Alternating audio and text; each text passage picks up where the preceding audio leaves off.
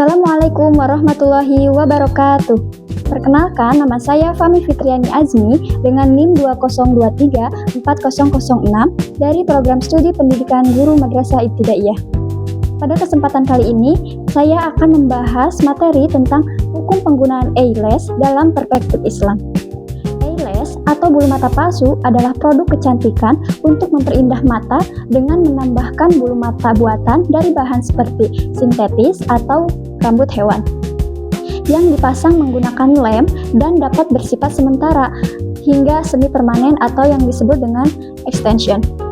Pada penggunaan eyelash ini terdapat dampak yang dibagi menjadi dua, ada dampak positif dan juga dampak negatif. Dampak positif dari penggunaan eyelash ini dibagi menjadi beberapa bagian. Yang pertama ada dari segi estetika. Nah, eyelash ini mampu meningkatkan penampilan seseorang, khususnya pada bagian mata. Yang kedua dari aspek psikologis. Nah, penggunaan eyelash ini dapat meningkatkan rasa percaya diri. Seseorang yang merasa penampilannya lebih baik cenderung memiliki kepercayaan diri yang lebih tinggi dalam berinteraksi sosial. Yang ketiga dari sisi praktis. Nah, eyelash ini dapat menjadi solusi bagi individu yang memiliki bulu mata tipis, pendek, atau mengalami kerontokan. Nah, dengan adanya eyelash ini, mereka dapat memperoleh tampilan yang diinginkan tanpa harus menunggu pertumbuhan. Di samping manfaatnya yang tadi, penggunaan eyelash juga memiliki sejumlah dampak negatif yang perlu diperhatikan secara serius. Yang pertama, dampak dari segi kesehatan. Dari segi kesehatan, yang pertama ada resiko iritasi dan juga alergi. Yang kedua ada resiko infeksi. Penggunaan eyelash tidak higienis, baik dari alat, bahan, maupun cara pemasangannya yang dapat menyebabkan infeksi. Yang selanjutnya, kerusakan bulu mata asli. Dampak yang selanjutnya yaitu gangguan kesehatan mata lainnya, seperti mata kering, iritasi, kronis, atau bahkan peradangan pada kelopak mata jika penggunaan dilakukan secara berlebihan dan tanpa perawatan yang tepat. Selanjutnya, kita akan membahas tentang dasar hukum penggunaan eyelash menurut Al-Quran dan juga hadis. Yang pertama, saya akan membahas tentang dasar hukum dari Al-Quran. Nah, salah satu ayat yang sering dijadikan dasar dalam pembahasan ini adalah firman Allah Subhanahu wa Ta'ala dalam Quran Surat An-Nisa ayat 119 yang menjelaskan tentang godaan setan kepada manusia. Adapun potongan ayatnya yaitu, dan akan aku suruh mereka mengubah ciptaan Allah, lalu benar-benar mereka mengubahnya. Nah, ayat ini menjadi landasan penting dalam pembahasan fikih terkait perubahan fisik tubuh.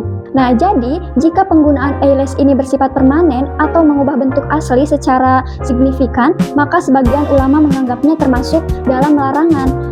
Namun, jika hanya bersifat sementara dan tidak merusak bentuk asli, maka sebagian ulama memberikan kelonggaran. Selanjutnya, dasar hukum dari hadis. Dalil yang paling sering dijadikan rujukan dalam pembahasan ini adalah hadis tentang larangan menyambung rambut atau wasol. Dalam hadis yang diriwayatkan oleh Nabi Muhammad SAW disebutkan Allah melaknat perempuan yang menyambung rambut dan yang meminta disambungkan rambutnya. Hadis riwayat Bukhari Muslim.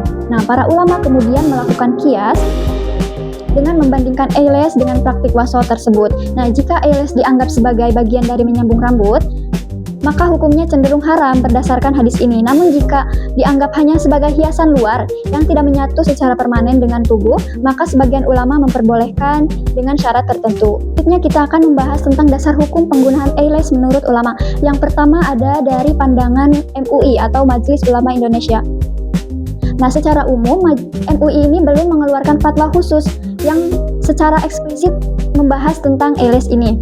Menurut MUI ini, penggunaan eyelash ini diharamkan jika yang pertama itu menggunakan bahan dari manusia, yang kedua bertujuan untuk penipuan, yang ketiga yaitu menghalangi sahnya wudu. Nah, eyelash ini diperbolehkan apabila yang pertama terbuat dari bahan sintetis, yang kedua bersifat sementara, tidak mengganggu ibadah, dan juga digunakan dalam batas wajar, misalnya untuk berhias di hadapan suami.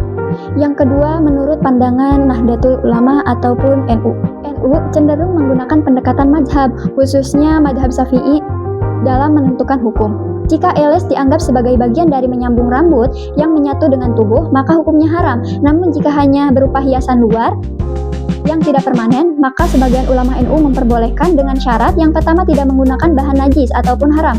Yang kedua, tidak menghalangi air wudhu, tidak digunakan untuk menipu, dan tidak berlebihan. Selanjutnya yaitu pandangan menurut Persis atau Persatuan Umat Islam. Nah, Persis ini dikenal memiliki pendekatan yang lebih tekstual dan ketat dalam memahami dalil.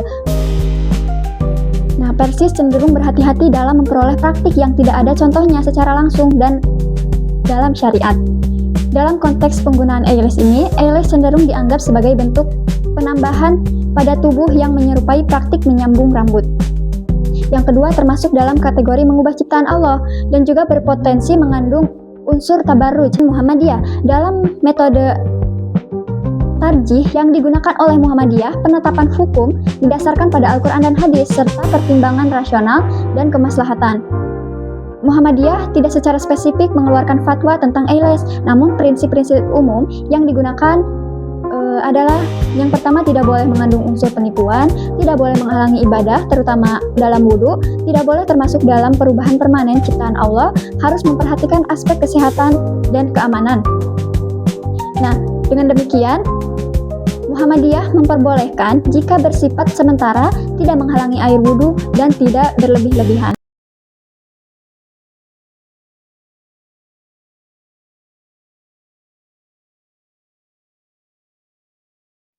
Oke teman-teman, cukup sekian apa yang dapat saya sampaikan. Mohon maaf apabila ada kesalahan dan kekeliruan dalam penyampaian materi. Wallahul muwaffiq ila aqwamit thoriq. Wassalamualaikum warahmatullahi wabarakatuh.